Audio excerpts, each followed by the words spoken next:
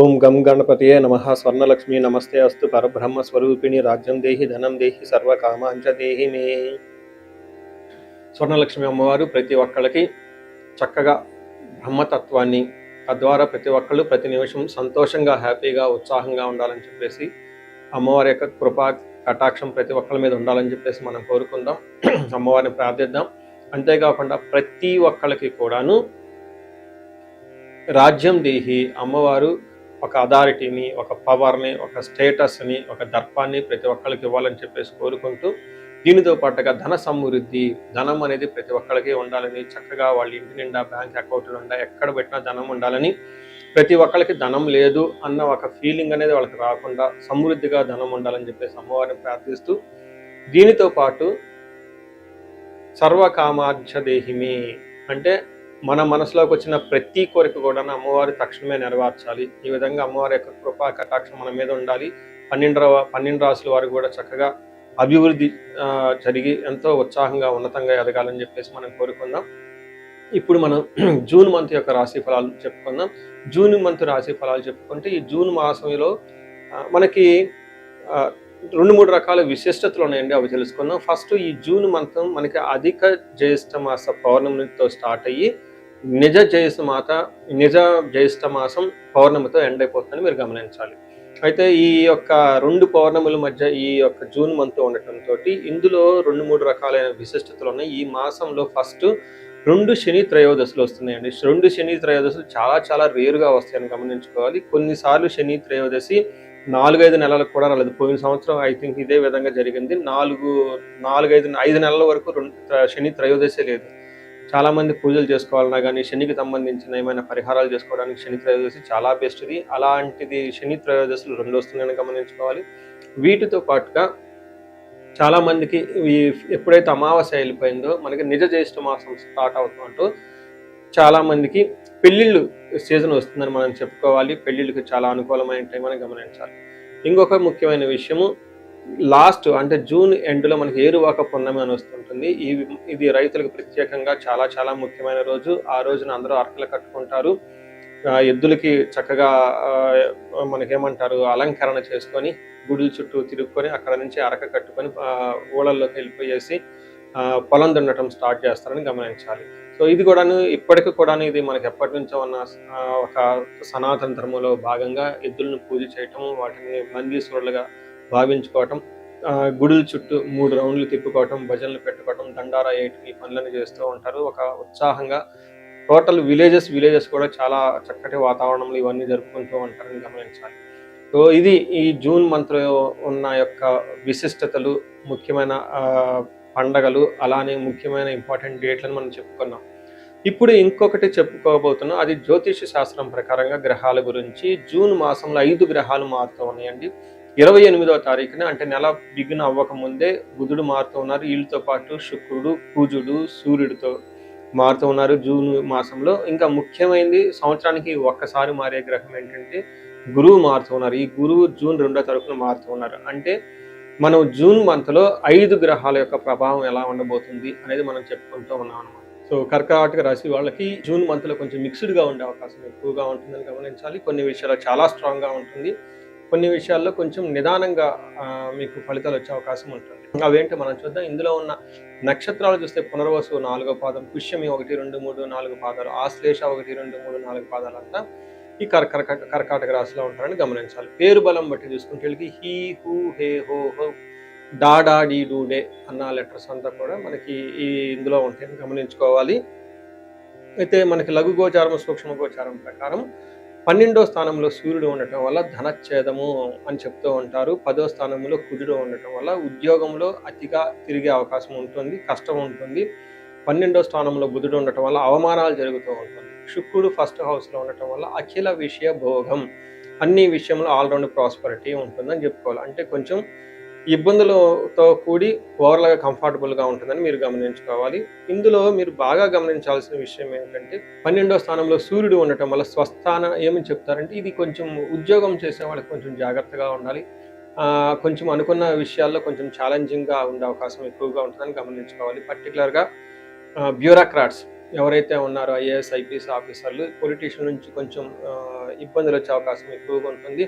మీరు పెర్ఫార్మెన్స్ అంత ఎక్కువగా సరిగ్గా ఉండదు ఈ మంత్ అని గమనించుకోవాలి. వీళ్ళతో పాటుగా ఆఫీసులో చేసేవాళ్ళు, సాఫ్ట్వేర్ వాళ్ళు, ఎన్ఆర్ఐలు అయితే ఎవరైతే ఉన్నారో వీళ్ళకి ప్రాజెక్టులు అయిపోవటం కానీ, మళ్ళీ కొత్త ప్రాజెక్ట్ రాకుండా ఉండటం కానీ, లేదంటే కొత్త ప్రాజెక్ట్ రావడానికి అనిశ్చితిగా ఉండే అవకాశం ఉంటుంది. వీటితో పాటుగా కొంతమంది వాళ్ళ ఇండివిజువల్ జాతకంలో కూడా సరిగా లేకపోతే దశాభుక్తి ఇంకా ఎక్కువగా టఫ్ అయిన సిచ్యువేషన్ ఫేస్ చేయాల్సి ఉంటుంది. కొంతమందికి జాబుల పైన ఆశ్చర్యపడనవసరం లేదని గమనించుకోవాలి. మనకి సంస్కృతంలో మహర్షులు ఏం చెప్తారంటే, స్వస్థాన నాశనం చైవ బంధు రోగ ధన వ్యయ ప్రాణపర్యంతమాపత్యం అవమానం అని చెప్తారు. ఇది చాలా ముఖ్యమైనదండి. ఇందులో ఒక విషయాన్ని బాగా గమనించుకోవాలి.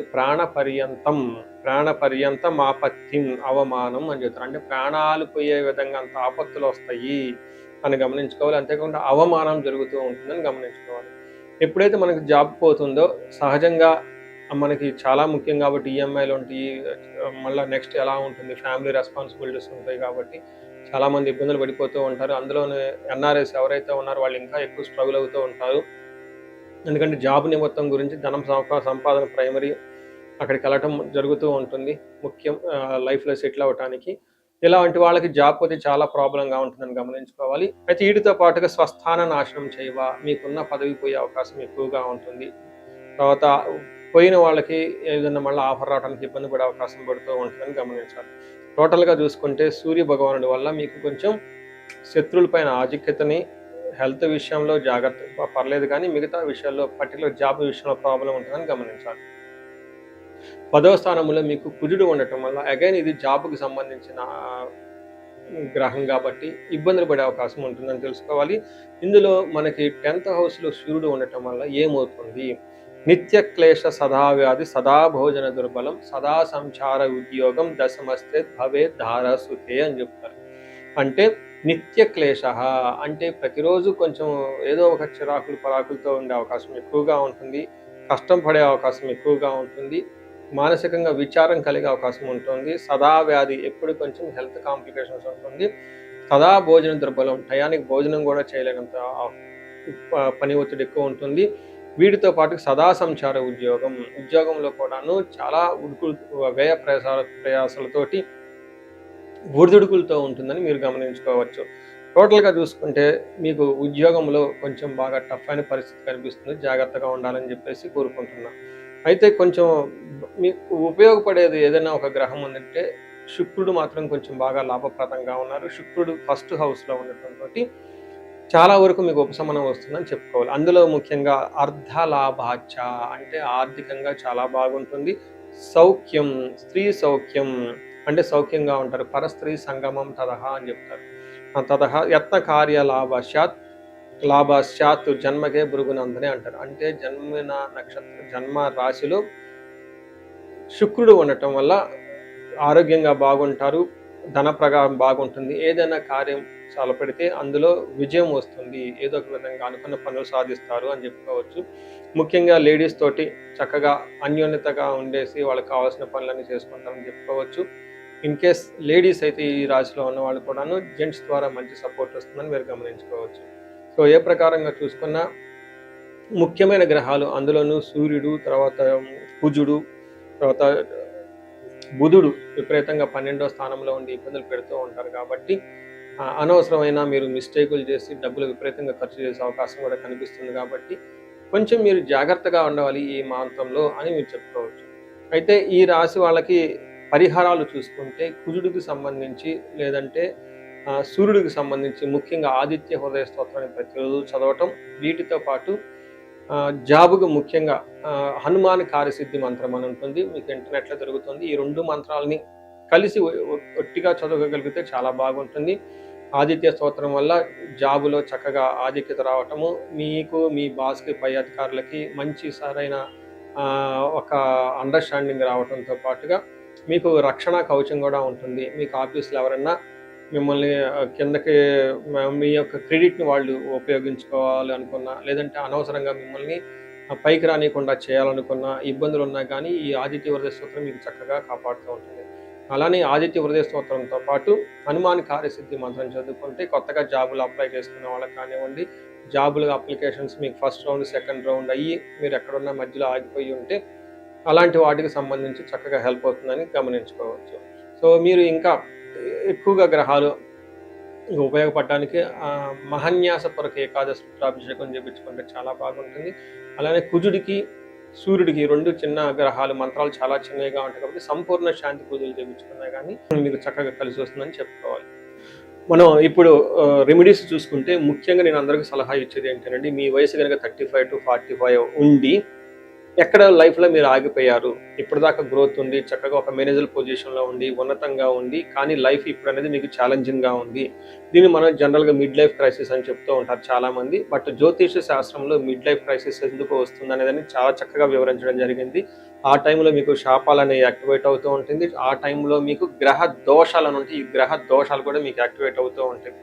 ఇది ఒక్కసారి మీరు ఇన్ కేస్ మీ ఏజ్ కనుక అలా ఉండి ఇప్పటిదాకా బాగుండి మధ్యలో మేము లైఫ్లో స్ట్రక్ అయిపోయాము, గ్రోత్ లేదు, డైరెక్షన్ లేదు, సరిగా ఇంప్రూవ్మెంట్ లేదు, రిలేషన్షిప్స్లో ప్రాబ్లమ్స్ వస్తూ ఉన్నాయి, ఎలా వెళ్ళాలో కన్ఫ్యూజన్లో ఉన్నారు అనుకున్నప్పుడు ఖచ్చితంగా ఒకసారి జ్యోతిష శాస్త్రంలో మీ ఇండివిడ్యువల్ హారోస్కోప్ చూపించుకోండి. అందులో టోటల్ శాపాలు ఏమైనా ఉన్నాయో స్కాన్ చేసుకొని అవి ఇప్పుడు యాక్టివ్గా ఏమైనా ఉన్నాయో తెలుసుకోవడం చాలా చాలా ముఖ్యం. ఇప్పుడు దాకా మనం చెప్పుకున్న ఈ గోచార ఫలితాలు మీకు ఒక 30-40% మాత్రమే ఎఫెక్ట్ అవుతాయి. 100% మీ జాతకం కరెక్ట్గా ఎలా ఉందని తెలుసుకోవడానికి ఇండివిజువల్గా జాతకం చూపించుకోవడం చాలా ఇంపార్టెంట్. అందులో ఉన్న దశలు ఎలా ఉన్నాయి, భుక్తులు ఎలా ఉన్నాయి చూసుకొని చక్కగా పరిష్కారాలు చేసుకొని పరిహారాలు చేసుకుంటే లైఫ్ అనేది 10 రెట్లు ముందెళ్ళే అవకాశం ఎక్కువగా ఉంటుంది. చాలామందికి ధనానికి ఇబ్బంది పడిపోతూ ఉంటారు. అప్పటిదాకా ధనం ఫ్లో ఉంటుంది, సడన్గా ధనం ఫ్లో ఆగిపోయి ఉంటుంది. వాళ్ళు స్వర్ణలక్ష్మి విశేష హోమం చేయించుకోవటం, కుబేర పాశుపతం చేయించుకోవటం చాలా ముఖ్యం. దీనితో పాటు చాలామంది భార్యాభర్తల మధ్య అన్యోన్యత అనేది లేకుండా చాలా ఇబ్బంది పడిపోతూ ఉంటారు. ఏదో ఉన్నామంటే ఉంటారు కాబట్టి ఈ యొక్క భార్యాభర్తల మధ్య గొడవ వల్ల ఇంట్లో అనేక రకమైన ప్రాబ్లమ్స్, మిస్అండర్స్టాండింగ్స్ వస్తూ ఉంటాయి. బంధువులు చుట్టాలతో కూడా ఒకసారి మీకు అంతా విలువ ఇవ్వకుండా పోతూ ఉంటారు. ఇలాంటి వాళ్ళు అన్యోన్య దాంపత్య పాశుపతం చేయించుకోవటం లేదా విశ్వావసు గంధర్వరాజ మహా హోమం చేయించుకోవటం, విశేష హోమం చేయించుకుంటే జాతకంలో ఉన్న దోషాలు పోయి చక్కగా ఉంటారు. ఇవి కాకుండా ప్రతి ఒక్కరికి ఈ మధ్య అమెరికాలో ఉంటూ ఉంటారు, లేదంటే ఎన్ఆర్ఐలు చాలా మంది ఉంటారు. చాలా డైలమా ఉంటుంది, ఏ కెరీర్లో వెళ్తే బాగుంటుంది, ఇండియాలో ఉంటే బెటర్గా ఉంటుందా, లేదంటే ఇండియా నుంచి ఫారిన్ వెళ్తే బాగుంటుందా, ఫారిన్ సెటిల్మెంట్ యోగం ఉంది, అసలు ఫారిన్లో ఎంతకాలం ఉంటాం, ఇలాంటి విషయాలు చాలామంది ఈ వీసాల గురించి, గ్రీన్ కార్డుల గురించి, లేదంటే ఎంఎస్ చేయాలనుకున్న వాళ్ళకి చాలా కన్ఫ్యూజన్లో ఉంటారు. అలాంటి వాళ్ళు కూడా ఒకసారి జాతక చక్రం చూపించుకుంటే చాలా బాగుంటుంది. యూజువల్గా వీసాలు రావడానికి నేను మన్యు పాశుపత అభిషేకం విత్ రాహు గ్రహాలు శాంతులు ఎక్కువ చేస్తూ ఉంటాను. ఇలా రాహువుకి సంబంధించి మన్యు పాశుపతం చేస్తే వీటితో పాటు లక్ష్మీ గణపతి జపము, ఈ స్వర్ణలక్ష్మి జపం చేసుకుంటూ ఉంటే ఇక్కడ ఫారిన్లో ఈ వీసా ప్రాసెసింగ్ లేదంటే ఈ డాక్యుమెంటేషన్ వర్క్ కదా చాలా చక్కగా ఫాస్ట్గా ఎలాంటి ఆటంకాలు లేకుండా అయ్యే అవకాశం ఉంటుంది. ఇది కాకుండా ఇంకా మీరు ఏమైనా ఇండివిజువల్గా మీకు ఛాలెంజెస్ ఉన్నాయి, హెల్త్ బాగలేదు, మహామృత్యుంజయ హోమము, ఇంకా ఏమైనా మీకు మీ యొక్క శత్రు బాధలు విపరీతంగా ఉన్నారు, చండీ హోమం చేయించుకోవటం, చండీ హోమంతో పాటు ఇంకా మీకు విపరీతంగా మిమ్మల్ని ఇబ్బంది పెట్టేసి మిమ్మల్ని భయభ్రాంతులకు గురి చేసే వాళ్ళు ఎక్కువగా ఉన్నారు, బగలాముఖి జపము హోమము ఇవి చేయించుకుంటూ ఉంటే మీ చుట్టూ ఒక మంచి ప్రొటెక్టివ్ ఎన్విరాన్మెంట్ ఉంటుంది. సో ఈ మధ్యకాలంలో ఎక్కువగా నేను చండీ హోమాలు కూడా చక్కగా చేస్తూ ఉన్నాను. సాఫ్ట్వేర్ వాళ్ళకి, రాహు దశ నడిచిన వాళ్ళకి, రాహు అంతర్దశలు ఉన్న వాళ్ళు, ఇంకా నేను చాలామందికి కాలసర్ప దోషాలు కూడా దగ్గరుండి చక్కగా నా ఆధ్వర్యంలో పూజలు చేపిస్తూ ఉన్నాను. ఇలాంటి వాళ్ళు మీ ఇండివిజువల్ జాతకంలో ఒకసారి చూపించుకొని ఎక్కడైనా మీరు లైఫ్ స్ట్రక్ అయ్యాము అనుకుంటే వాటికి చక్కగా ఎందుకు కారణం తెలుసుకొని పరిష్కారాలు తెలుసుకోవటం వల్ల మీ లైఫ్ 10 ఇంతలే ముందుకెళ్ళే అవకాశం ఎక్కువగా ఉంటుంది. మీ అందరికీ అష్టలక్ష్మి కృప కలగాలని, అలానే అష్టైశ్వర్యాలు భోగభాగ్యాలు కలగాలని చెప్పేసి నేను కోరుకుంటున్నాను. నమస్తే.